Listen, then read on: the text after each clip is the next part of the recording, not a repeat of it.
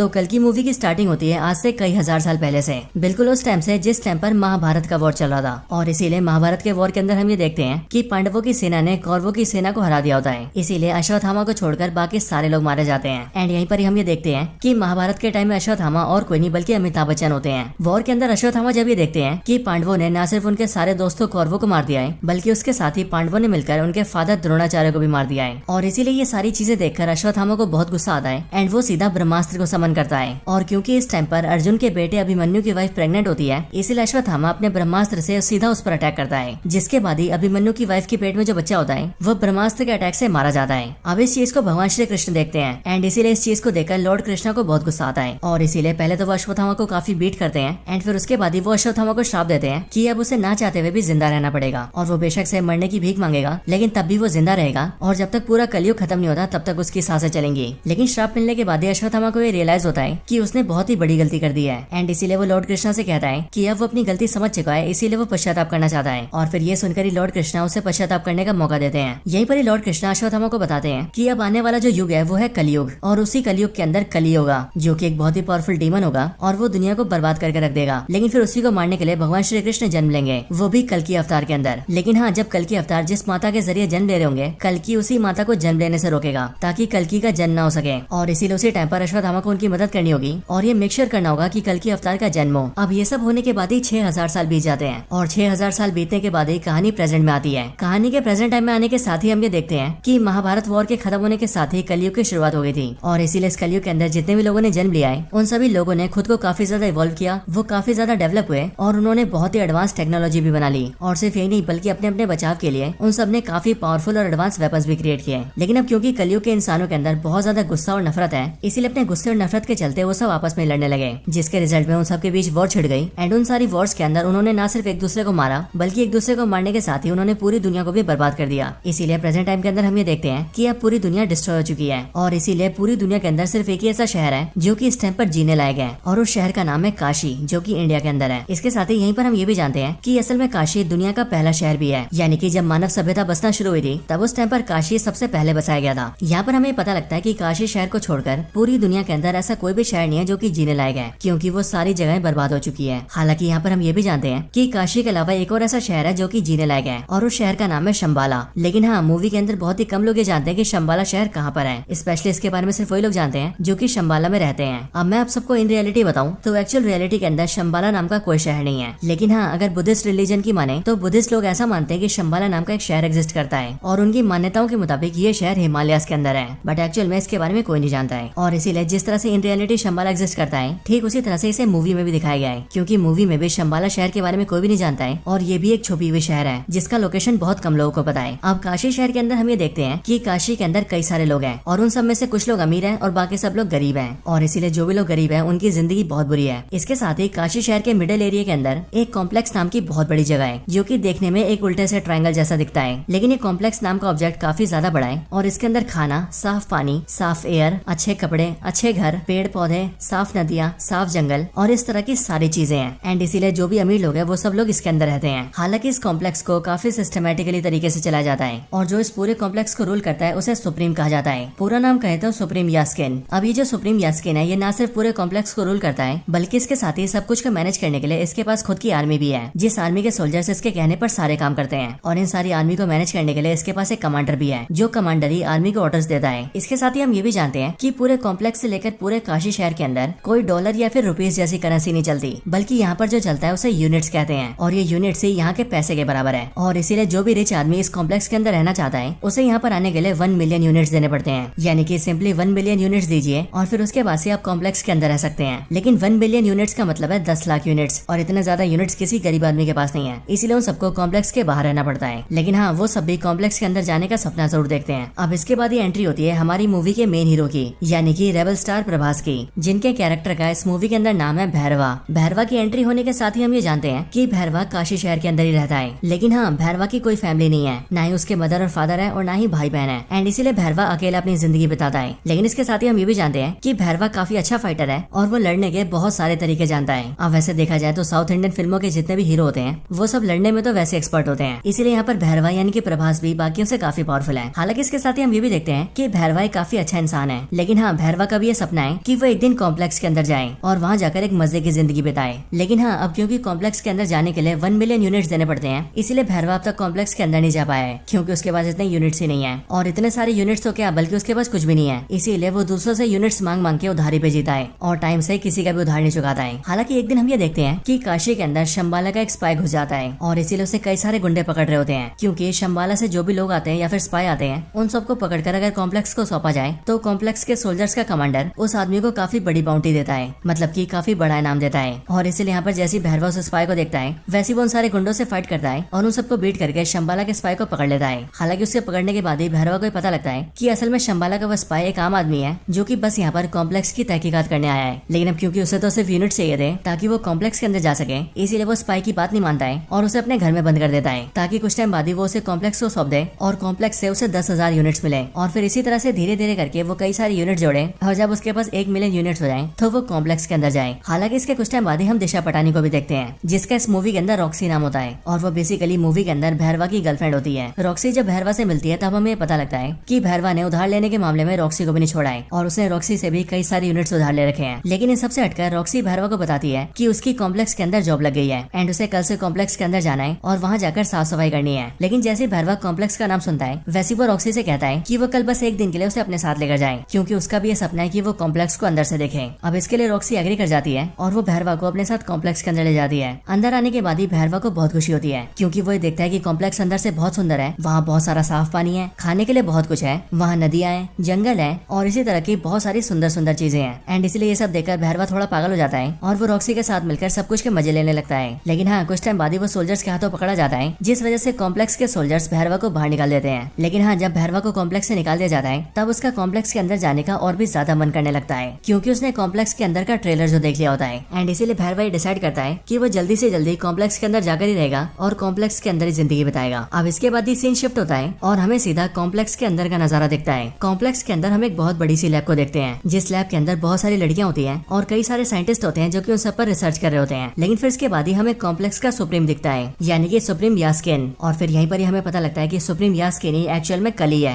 But यहाँ पर हम ये जानते हैं कि कली यानी कि सुप्रीम यास्किन बहुत ही बुरी हालत में होता है। उसकी बॉडी काफी दुबली पतली और कमजोर सी होती है एंड उसके अंदर पावर्स भी नहीं होती है। हालांकि यहीं पर मैं आप सबको बता दूं कि ये जो सुप्रीम यास्किन होता है यानी कि कली, ये एक्चुअल में एक्टर कमल हसन होते हैं, क्योंकि कमल हसन ने इस मूवी के अंदर सुप्रीम यास्किन की एक्टिंग की है। और वैसे यहाँ पर ज्यादा कंफ्यूजन ना हो उसके लिए हम कली को सुप्रीम यास्किन के नाम से नहीं बल्कि कली के नाम से बुलाएंगे। अब यहाँ पर हम ये देखते हैं कि कली बहुत बुरी हालत में होता है और इसीलिए उसे अपनी पावर्स वापस चाहिए होती है एंड वो खुद को फिर से ठीक करना चाहता है, या फिर यूं कहे वो खुद को पावरफुल करना चाहता है। इसके साथ ही हम ये भी जानते हैं कि कली एक्चुअल में ह्यूमंस से बहुत नफरत करता है, क्योंकि कली का ऐसा मानना है कि ह्यूमंस नेचर को डिस्ट्रॉय कर रहे हैं और इन 6000 सालों में जब से कलयुग चलता आ रहा है तब उन पूरे सालों के अंदर ह्यूमंस ने पूरी दुनिया को बर्बाद करके रख दिया है। इसीलिए ह्यूमन बींग्स को जीने का कोई अधिकार नहीं है एंड इसीलिए वो सारे के सारे ह्यूमंस को खत्म कर देना चाहता है। लेकिन उससे पहले वो खुद को पावरफुल करना चाहता है। लेकिन खुद को ठीक करने के लिए और बहुत ज्यादा पावरफुल बनने के लिए कली को एक सीरम की जरूरत है, जो सीरम एक प्रेग्नेंट वुमेन के पेट से निकल सकता है, यानी कि ऐसे वुमेन के पेट से जिसके पेट के अंदर चाइल्ड हो। और इसके लिए कली ने एक बहुत बड़ी लैब बना रखी है एंड उस लैब में काम करने के लिए उसके पास सारे टॉप साइंटिस्ट हैं और कली के पास जितने भी सोल्जर्स हैं वो उनकी मदद से बहुत सारी लड़कियों को पकड़ के लाता है और उन सबको अपनी लैब के अंदर कैद करके रखता है। और फिर उसके बाद ही कली उन सारी लड़कियों के अंदर सीडिंग करता है, जो कि बेसिकली एक साइंटिफिक एक्सपेरिमेंट है जिसके जरिए वो लड़कियों को प्रेग्नेंट करता है। लेकिन यहाँ पर वो नॉर्मली प्रेग्नेंट नहीं करता है, बल्कि वो सीडिंग करने के लिए किसी स्पेशल मेथड का यूज करता है और सीडिंग में कुछ स्पेशल मिलाता भी है, जिसके बाद लड़कियां प्रेग्नेंट होने लगती हैं। हालांकि यहाँ पर हम ये भी देखते हैं कि यहाँ पर जितनी भी लड़कियों के ऊपर सीडिंग की जाती है उनमें से सारी की सारी लड़कियां प्रेग्नेंट नहीं होती हैं। इसीलिए जो भी प्रेग्नेंट होती हैं उन सबको अलग जगह रखा जाता है एंड उन्हें रहने के लिए और खाने पीने के लिए सब कुछ बहुत ही बढ़िया दिया जाता है। लेकिन जो भी लड़कियां सीडिंग के बाद भी प्रेग्नेंट नहीं हो पाती उन सबको लैब के अंदर स्लेव बनाया जाता है, यानी कि गुलाम। और फिर वही सारी स्लेव लड़कियां सभी प्रेग्नेंट हुई लड़कियों की सेवा करती हैं और जो भी उन्हें हेल्प चाहिए होती है वो सारी हेल्प भी करती हैं। हालांकि यहीं पर हम ये भी जानते हैं कि कली को जिस सीरम की जरूरत है वो सीरम उसी प्रेग्नेंट लड़की के पेट से निकल सकता है जो कि 121 डेज से ज्यादा टाइम से प्रेग्नेंट हो, यानी कि वो कम से कम 4 महीने के प्रेग्नेंट हो। लेकिन यहाँ पर हम ये देखते हैं कि कली की सीडिंग की वजह से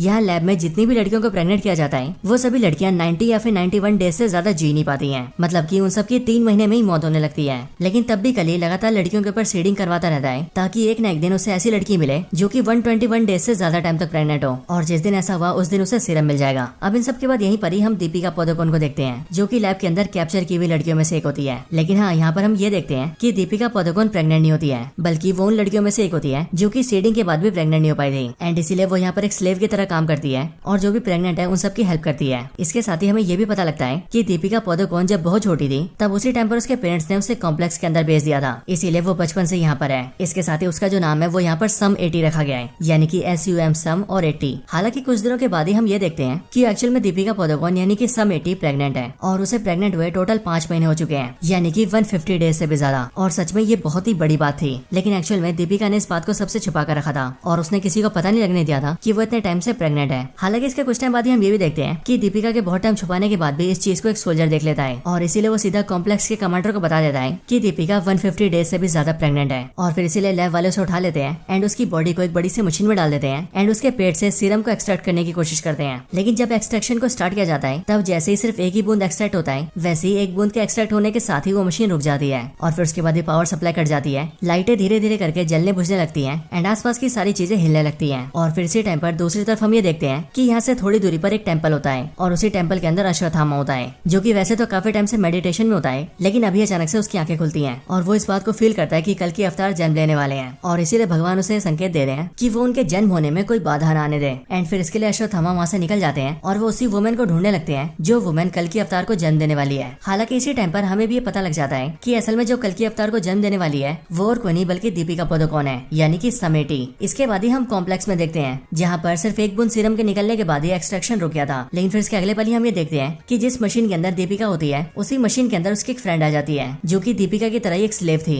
और वो दीपिका को वहाँ से निकाल लेती है एंड वो एक खुफिया रास्ते से होते हुए काफी नीचे आ जाती है। वहाँ पर आने के बाद ही वो दीपिका को बताती है कि वो असल में शंबाला की एक स्पाई है एंड वो पिछले 2 सालों से कॉम्प्लेक्स के अंदर है और यहाँ आकर वो सारी इन्फॉर्मेशन इकट्ठा कर रही है ताकि वो सबके बारे में शंबाला शहर के अंदर बता सके। नीचे लाने के बाद ही वो दीपिका को गेट के पास ले आती है और वो दीपिका को बताती है कि यहाँ पर एक खुफिया गेट है जहाँ से वो लोग कॉम्प्लेक्स से बाहर निकल सकते हैं। इसके साथ ही वो ये भी बताती है कि उसने अपने कुछ दोस्तों को सिग्नल देकर वहाँ पर बुला लिया है और इसलिए वो चाहती है कि दीपिका वहाँ से निकल जाए, जिसके बाद उसके दोस्त उसे सीधा शंबाला ले जाएंगे और वहाँ पर वो सुरक्षित रहेगी। हालांकि दीपिका से ये पूछती है कि वो आखिर ये सब क्यों कर रही है, जिस पर वो दीपिका को बताती है कि असल में शंबाला एक काफी पवित्र शहर है एंड वहाँ पर हम सबका ये मानना है कि एक औरत भगवान को जन्म देगी, यानी कि कल की अवतार को, जिसके बाद ही वो कल की अवतार सारे इंसानों का भला करेंगे। और इसी उम्मीद पर हमारा पूरा शंबाला शहर जी रहा है एंड मुझे ऐसा लगता है कि तुम ही वो औरत हो जो कि भगवान को जन्म देने वाली है, इसीलिए मेरा कर्तव्य है कि मैं तुम्हारी जान बचाऊं। इसके बाद वो दीपिका से कहती है कि वो यहाँ से बाहर निकल जाए और उसके पीछे सोल्जर्स न आए, इसीलिए उन्हें रोकने के लिए वो यहाँ पर रुकेगी। ये सुनकर दीपिका वहाँ से बाहर आ जाती है और बाहर आने के बाद ही वो देखती है कि उसके सामने शंबाला के 3 और एजेंट्स होते हैं जो कि दीपिका को ले जाने के लिए एक बड़ी सी गाड़ी लेकर आए होते हैं। वो तीनों जल्दी से दीपिका को बिठाते हैं और उसे लेकर वहाँ से निकल जाते हैं और जल्दी से जल्दी शंबाला पहुँचने की कोशिश करते हैं। हालांकि इसके बाद ही हम कॉम्प्लेक्स में ही देखते हैं कि कमांडर को पता लग जाता है कि सम 80 वहाँ से निकल चुकी है और इसीलिए वो अपने सारे सोल्जर्स को उसके पीछे लगाता है एंड सबसे कहता है कि वो उसे पकड़ कर लेकर आए। इसके साथ ही वो शहर के अंदर भी अनाउंस कर देता है कि जो भी सम 80 को पकड़ कर लाएगा उसे इनाम के तौर पर 5 मिलियन यूनिट्स मिलेंगे। एंड इसलिए यहाँ पर हम ये देखते हैं कि इस वाले ऑफर को भैरवा भी देखता है और इसीलिए वो सोचता है कि अगर उसने सम 80 को पकड़ लिया तो उसे 5 मिलियन यूनिट्स मिलेंगे एंड देन उसके बाद वो बड़े आराम से कॉम्प्लेक्स के अंदर जा पाएगा और इसलिए वो भी दीपिका की यानी कि सम 80 की तलाश में निकल जाता है। इधर जो 3 लोग दीपिका को शंबाला लेकर जा रहे थे हम उनके बारे में भी जानते हैं एंड यहाँ पर हमें पता लगता है कि इनके नाम वीरान और कायरा होते हैं एंड इन दोनों के साथ इनका एक और साथी होता है। और यहाँ पर हम ये भी देखते हैं कि यहाँ पर कायरा दीपिका से उसका नाम पूछती है, जिस पर वो उसे बताती है कि उसका नाम सम 80 है, पर फिर वो दीपिका से कहती है कि उसे उसका नाम सम 80 नहीं रखना चाहिए बल्कि इससे बढ़िया उसे उसका नाम सुमति रखना चाहिए। और फिर यहीं से हम ये देखते हैं कि दीपिका अपना नाम सम 80 नहीं बल्कि सुमति रख लेती है। हालांकि इसके कुछ टाइम बाद ही हम ये देखते हैं कि कॉम्प्लेक्स के सोल्जर इन्हें ढूंढ लेते हैं और इसीलिए वो लोग इन पर अटैक कर देते हैं और सुमति को वहाँ से ले जाने की कोशिश करते हैं। पर फिर उसी टाइम पर यहाँ पर एंट्री होती है अश्वत्थामा की, यानी कि अमिताभ बच्चन की, जो कि यहाँ पर जैसे आते हैं वैसे वो सारे सोल्जर्स को बीट कर देते हैं और इन सबको पेल पाल के वो सुमति को बचा लेते हैं। एंड वो सुमति से ये भी कहते हैं कि अब से वही उसकी हिफाजत करेंगे क्योंकि वो बहुत ही जल्दी भगवान को जन्म देने वाली है। हालांकि इसके कुछ टाइम बाद ही हम ये देखते हैं कि वहाँ पर भैरवा भी आ जाता है जिसने की सुमति को ढूंढ लिया होता है और इसीलिए यहाँ पर आने के बाद ही वो सुमति को ले जाने की कोशिश करता है, जिस वजह से भैरवा और अश्वत्थामा दोनों के बीच फाइट होती है। एंड इसी फाइट में अश्वत्थामा भैरवा को पटक देता है और उसे बुरी तरह से हरा देता है, जिसके बाद वो सब लोग सुमति को लेकर सीधा शंबाला निकल जाते हैं। इधर दूसरी साइड जैसी कमांडर को पता लगता है कि सोल्जर्स को सुमति मिली थी, वैसे वो अपने कई और सोल्जर्स के साथ मिलकर सीधा उसी जगह पर आ जाता है जहाँ पर भैरवा और अश्वत्थामा की फाइट हुई थी। लेकिन वहाँ पर आने के बाद ही वो देखता है कि वहाँ पर उसके सारे सोल्जर्स की लाशें पड़ी हैं। इसके साथ ही वहाँ पर भैरवा भी पड़ा हुआ है जो कि अश्वत्थामा से फाइट हार गया था। यहाँ पर कमांडर भैरवा को अरेस्ट करने का ऑर्डर्स देता है, इसीलिए सोल्जर्स भैरवा को अरेस्ट कर लेते हैं। लेकिन अरेस्ट होने के बाद ही भैरवा कमांडर से कहता है कि जब वो लोग सुमति को यहाँ से लेकर जा रहे थे तब उसने ये सुना था कि वो लोग शंबाला जा रहे हैं और कोई भी नहीं जानता कि शंबाला कहाँ पर है, लेकिन वो अकेला ऐसा इंसान है जो कि शंबाला जा सकता है। इसीलिए अगर कमांडर उसे सिर्फ एक मौका देंगे तो वो उनके लिए सुमति को ले आएगा। ये सुनकर कमांडर एग्री कर जाते हैं और वो भैरवा को एक मौका देते हैं और वो उससे कहते हैं कि अगर वो सुमति को शंबाला से लेकर आ गया तो फिर उसके बाद वो खुद ही उसे कॉम्प्लेक्स के अंदर एंट्री देंगे एंड फिर उसके बाद से वो कॉम्प्लेक्स के अंदर बड़े आराम से रह पाएगा। अब इसके बाद ही भैरवा सीधा अपने घर आता है और घर आकर शंबाला के उस स्पाई को आजाद कर देता है जिसे उसने आज से काफी टाइम पहले पकड़ा था। हालांकि इसे आजाद करने के बाद ही भैरवा से ट्रैप में फंसाता है क्योंकि भैरवा उससे कहता है कि अब कॉम्प्लेक्स वाले उसे कभी भी कॉम्प्लेक्स के अंदर एंट्री नहीं देंगे और इसीलिए उसे किसी को पकड़ने का कोई फायदा नहीं है एंड इसीलिए वो इसे इस टाइम पर आजाद कर रहा है। पर यह बात सुनकर शंबाला का जो स्पाई होता है वो भैरवा से कहता है कि उसे कॉम्प्लेक्स के अंदर जाने की ज्यादा सोचनी भी नहीं चाहिए, बल्कि इसकी बजाय उसे उसके साथ शंबाला जाना चाहिए जो कि वैसे ही काफी सुंदर शहर है और वहाँ पर उनके साथ जाकर उसे अच्छाई का साथ देना चाहिए क्योंकि ये कॉम्प्लेक्स वाले बहुत ही बुरे इंसान है। ये सुनकर भैरवा एग्री कर जाता है क्योंकि एक्चुअल में ये उसके प्लान का हिस्सा होता है और फिर वो शंबाला के उस स्पाई के साथ सीधा शंबाला जाता है एंड शंबाला के अंदर आते वो शंबाला के स्पाई को यानी कि अपने साथी को बेहोश कर देता है और फिर वो उसे धोखा देकर सीधा सुमति के पास जाता है और वो सीधा अश्वत्थामा का रूप ले लेता है और अश्वत्थामा के रूप में आकर वो सुमति को अपने साथ ले जाने लगता है। लेकिन बाहर आते उसे अश्वत्थामा घेर लेता है जिसके बाद ही भैरवा और अश्वत्थामा के बीच एक और फाइट होती है। लेकिन अब क्योंकि भैरवा इस बार तैयारी करके आता है इसलिए वो अश्वत्थामा को काफी अच्छी टक्कर देता है। लेकिन इन दोनों के फाइट के दौरान ही हम ये देखते हैं कि शंबाला के पास कॉम्प्लेक्स का कमांडर अपने बहुत सारे सोल्जर्स के साथ आ जाता है और वो सीधा शंबाला पर अटैक करके अंदर घुस जाता है जिसके बाद शंबाला के सारे सोल्जर्स भी इकट्ठा होते हैं और फिर शंबाला के सोल्जर्स और कॉम्प्लेक्स के सोल्जर्स दोनों के बीच फाइट होती है और यहाँ पर हम एक बहुत ही बड़ी वॉर को देखते हैं। लेकिन इस वॉर के अंदर कमांडर अपने सोल्जर्स के साथ मिलकर शंबाला के सारे सोल्जर्स को बहुत बुरी तरह से मार रहा होता है। इस टाइम पर ही हमें ये भी पता लगता है कि असल में अश्वत्थामा के हाथ में जो हथियार है वो एक्चुअल में उसका नहीं बल्कि कर्ण का हथियार है एंड इसीलिए यहाँ पर अश्वत्थामा के हाथ का जो हथियार होता है वो अचानक से गिरकर सीधा भैरवा के हाथ में आ जाता है। लेकिन जैसे वो भैरवा के हाथ में आता है वैसे वो हथियार चमकने लगता है और भैरवा की पावर्स भी बहुत ज्यादा बढ़ जाती है और फिर सीधा यहाँ पर फ्लैशबैक आता है और फ्लैशबैक के जरिए हम ये जानते हैं कि असल में भैरवा ही महाभारत के टाइम का अर्जुन है और यहाँ पर उसकी अर्जुन वाली असली पावर्स जाग चुकी है और फिर इसके लिए भैरवा कुछ टाइम के लिए अर्जुन बन जाता है और वो सीधा कमांडर के सारे सोल्जर से लड़ने लगता है एंड फिर वो सारे सोल्जर्स को मार देता है और एंड में वो कमांडर को भी मार देता है और फिर इस तरह से वो सुमति को बचा लेता है। लेकिन फिर जैसे ही वो अपना हथियार छोड़ता है वैसे हम ये देखते हैं कि वो एक बार फिर से भैरवा बन जाता है यानी कि वही भैरवा जिसे कॉम्प्लेक्स के अंदर जाना है और इसीलिए होश आते वो सीधा सुमति को उठाता है और उसे लेकर अपनी गाड़ी में बैठ जाता है और वहाँ से सीधा अपनी गाड़ी को फ्लाई करता है और शंबाला से निकल जाता है। इस टाइम पर अश्वत्थामा से रोकने की कोशिश करता है लेकिन वो भी भैरवा को रोकने में फेल हो जाता है और भैरवा सुमति को लेकर अपने साथ निकल जाता है। अब इसके बाद ही हमें सीधा कॉम्प्लेक्स का सीन दिखाया जाता है जहाँ पर हम कली को देखते हैं। अब आपको याद हो तो जिस टाइम पर सुमति का एक्सट्रैक्शन चल रहा था उस टाइम पर मशीन के बंद होने तक वहाँ पर एक बूंद सीरम को निकाल लिया गया था एंड इसलिए यहाँ पर हम ये देखते हैं कि उसी एक बूंद सीरम को सीधा कली के हाथ में दिया जाता है और फिर कली जैसी उसे लेता है वैसी सीरम के उस एक बूंद को वो अपनी बॉडी में डाल लेता है और जैसी वो एक बूंद सीरम कली की बॉडी में जाता है वैसे हम ये देखते हैं कि कली की दुबली पतली और कमजोर सी बॉडी बहुत ही पावरफुल और मस्कुलर हो जाती है और वो बहुत ज्यादा शक्तिशाली हो जाता है। और फिर इसके बाद ये कली डिसाइड करता है कि अब उसे बाकी का पूरा सीरम चाहिए और इसके लिए वो खुद ही सुमति को ढूंढेगा और उसके अंदर से सारा सीरम निकाल लेगा और जब ऐसा होगा तब कली इतना ज्यादा पावरफुल हो जाएगा कि तब उसे रोकने वाला कोई भी नहीं होगा, यहाँ तक कि भगवान भी नहीं। हालांकि दोस्तों यहीं पर ये मूवी एंड हो जाती है और इसीलिए जब इस मूवी का नेक्स्ट पार्ट आएगा तभी हमें पता लगेगा कि इसकी आगे की स्टोरी में क्या होने वाला है। लेकिन हाँ दोस्तों तब तक के लिए इसकी स्टोरी यहीं पर एंड होती है। सो दोस्तों यही थी वीडियो कल की मूवी के ऊपर। आप सबको इस मूवी की स्टोरी और हमारी वीडियो कैसी लगी ये आप मुझे कमेंट्स के अंदर जरूर बताना और अगर आप सभी का कोई और रिकमेंडेशन हो तो आप वो भी मुझे कमेंट्स के अंदर बता सकते हैं। बाकी वीडियो पसंद आई हो तो इसे लाइक जरूर करें और कमेंट्स के अंदर भी कल की जरूर लिखें। आप वीडियो को लाइक और कमेंट जरूर करना क्योंकि जब आप वीडियो को लाइक करेंगे और कमेंट्स के अंदर कल की लिखेंगे तब हमें भी ये पता लगेगा कि आप सबको वीडियो बहुत पसंद आई है। और हाँ अगर आपको सच में वीडियो ज्यादा पसंद आई हो तो आप वीडियो को लाइक और कमेंट करने के साथ साथ वीडियो को शेयर भी कर देना ताकि आपके साथ साथ आपके सारे दोस्त भी इस वीडियो को देखकर मूवी की स्टोरी जान पाएं। और हाँ अगर आपको इसके अलावा हमारे चैनल की कोई और ऐसी वीडियो देखनी हो तो आप सिंपली हमारे चैनल को चेकआउट कर सकते हैं या फिर मैंने कई सारी वीडियोस के लिंक डिस्क्रिप्शन में भी दिए हुए हैं। आपका जो मन करे आप वो वाली वीडियो देख सकते हैं और मुझे उम्मीद है कि आपको वो सारी वीडियोस बहुत पसंद आएंगी। तो बस आज की इस वीडियो में इतना ही। इस वीडियो को यहीं पर एंड करते हैं। मैं मिलता हूँ आपसे ऐसे किसी और बेहतरीन वीडियो में। तब तक के लिए गुड बाय।